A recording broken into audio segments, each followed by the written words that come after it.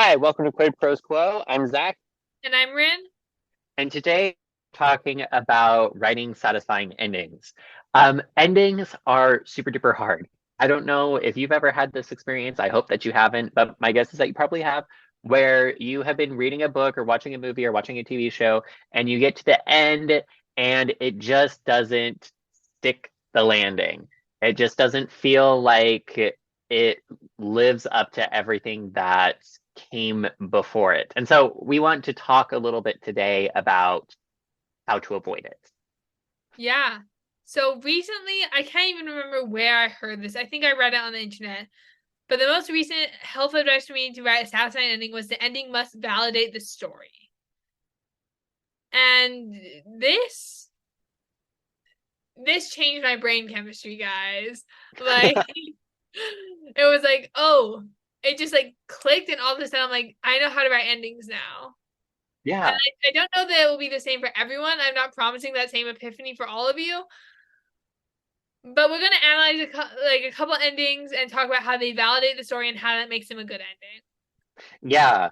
And we'll talk about some of the techniques that you can use in order to make sure that your ending validates the story. And, just to kind of help introduce one of these techniques, it in order for the ending to be satisfying, the ending has to answer the conflict that you introduce at the beginning of the story.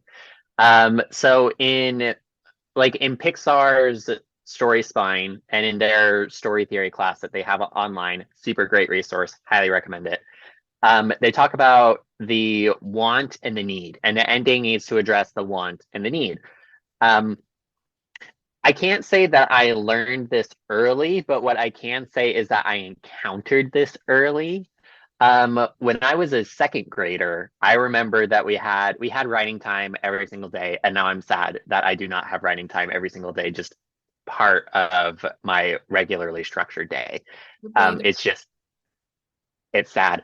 But I remember that for my first story, I was writing this story about a city of mice that lived underground and how, the problem about the story or the problem of the story was that there was this, poisonous gas that was threatening to, destroy the city.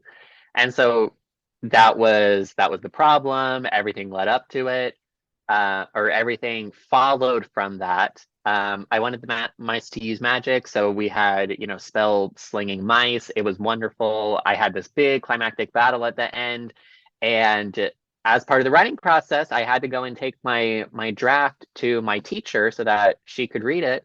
And I remember that she read it and she was like, "Well, what does the ending have to do with the poisonous gas?" And I was like, "What? Excuse me?" And she said, "But it doesn't have anything to do with it." And so she started like crossing out all of these pages. And I swear, guys, it was like half of the half of the story got crossed out, and I needed to go back and fix it. Now, of course, I really could have made it simple on myself and said, "Oh, well, the person who made the poison is the person that they fought at the very, very end." But I was in second grade, so I was not thinking about that.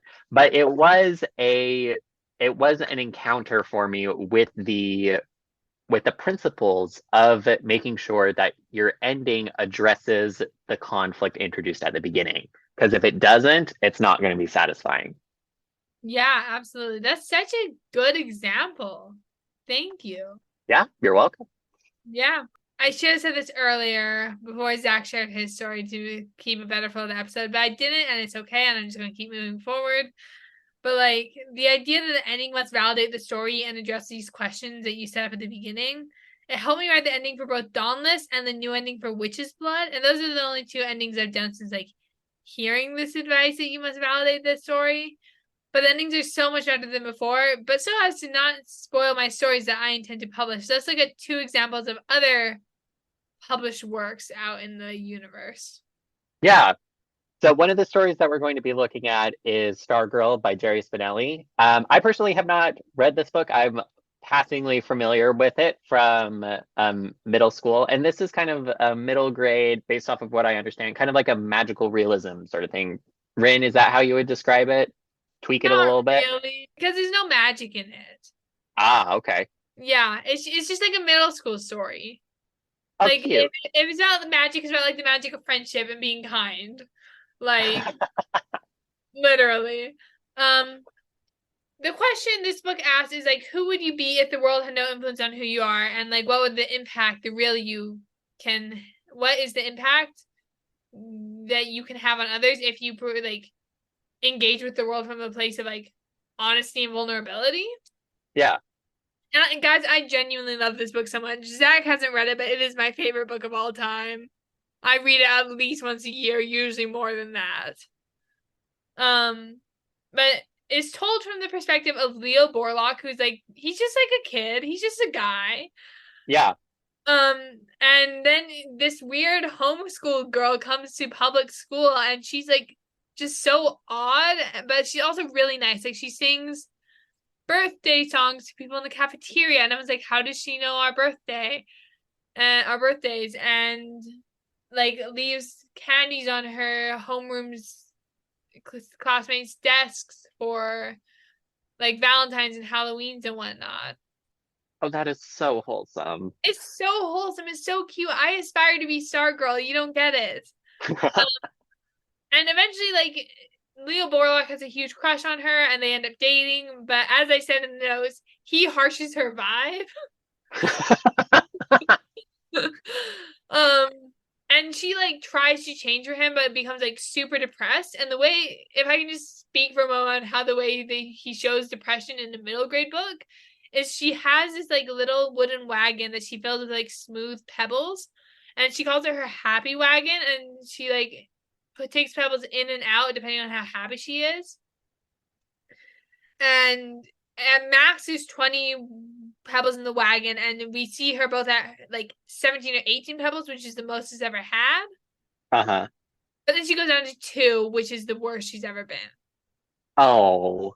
And it's really sad because the way they revealed the 2 is like Leo sneaks into her room and to like check on her when she like is changing for him, Uh-huh. and like she's like trying to be like more normal.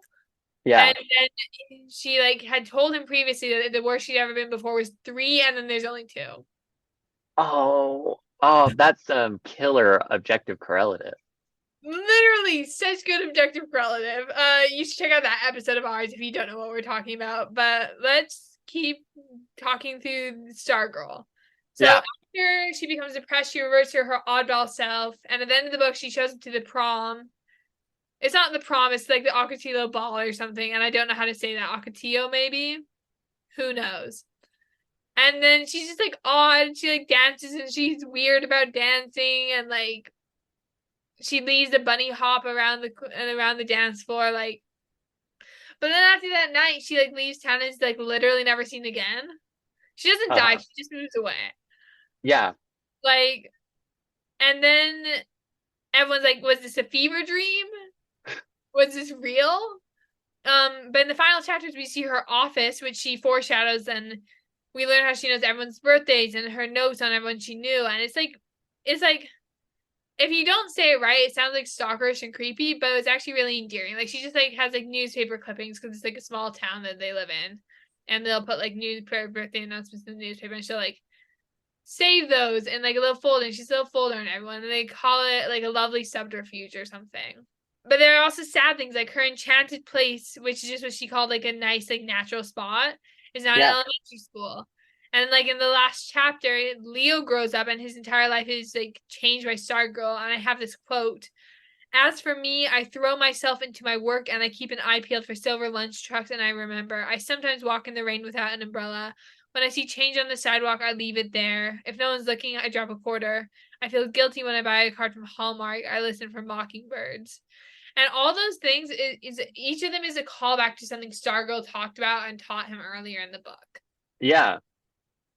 And Oh. like this ending speaks to the message of the story and just wraps everything up so nicely because everything is foreshadowed and a callback, and the tropes, expectations, and promises are all met. Oh, that's such a good, like, that is such an important point that depending on the genre that you're writing, there are certain expectations that the reader has going into it. And if you don't fix or if you don't hit all of those expectations, then the ending is going to fall flat. And so for Stargirl, because it's a it's a middle grade book. There are certain promises that go along with it. The ending responded to the promises, fulfilled them, and it was wonderful. Yeah, exactly.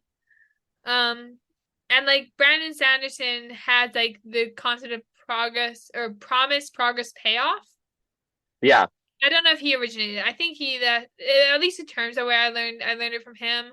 But like you make a promise in the first chapter, throughout the entire book, you need to make progress on that promise, and then at the end you need the payoff.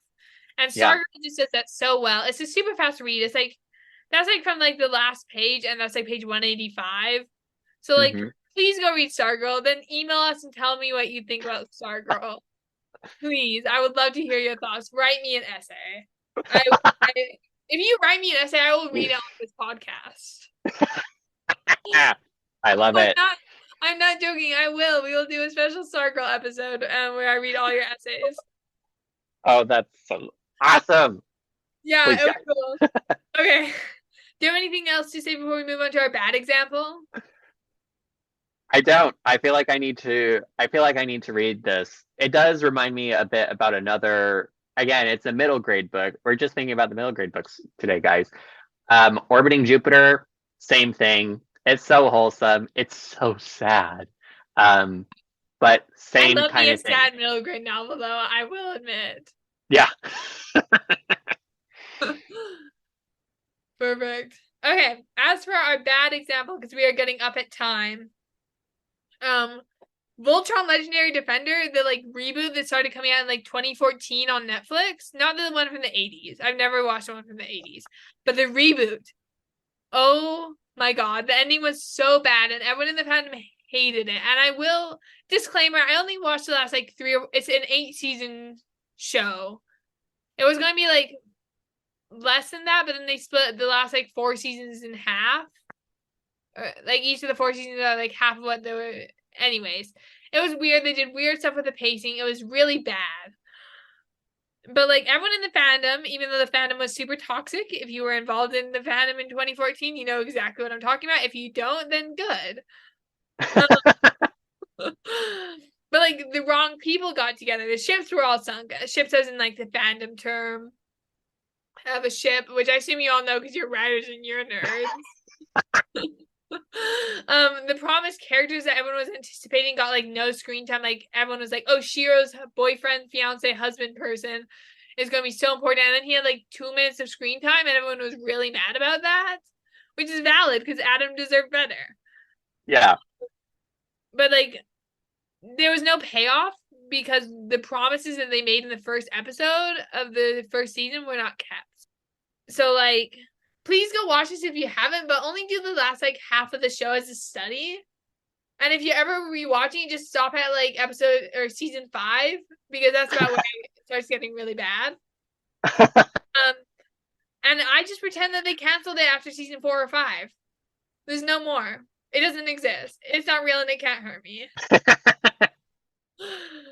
I feel that. I feel like there are lots of, I don't know. I feel like it's really unfortunate, but a lot of TV shows don't stick the landing. And I think it has to do with the fact that they're serialized. So, yeah. I mean, I think Community had a really great ending at the end of season 3, but then they tried to eke out more seasons and it just didn't work. So I think it's a similar thing. But yeah, broken promises, bad things. Also, on the note of that Community thing, like, sometimes people just drag their stories out for too long. Know when to stop. It's okay. Like, please not pull a J.K. Rowling and be like, yes, here's them middle-aged with children.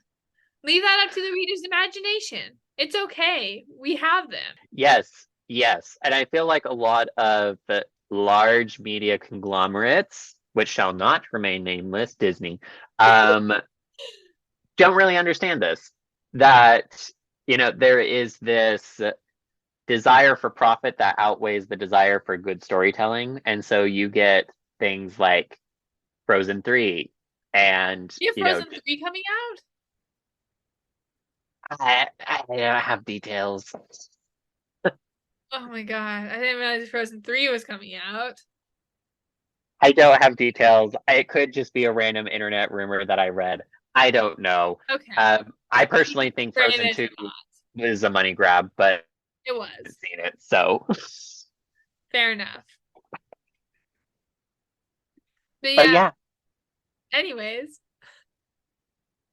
Um, the takeaways from this episode are make sure you take into account promise, progress, payoff, and the ending must validate the story. And if you look at it from this point as if you're trying to like make callbacks and pay off your foreshadowing, like I promise it'll make your endings better. This has been Quid Pros Quo. Thank you so much for listening. We will see you next week for Book Club Story Genius with Lisa Cron. Quid Pros Quo is hosted by DC Winters and CK Jensen. If you like this episode, be sure to leave us a rating. And if you'd like to contact us, you can email us at quidprosquo@gmail.com. For more episodes, check us out on Spotify, Apple Podcasts, or wherever else you get your podcasts.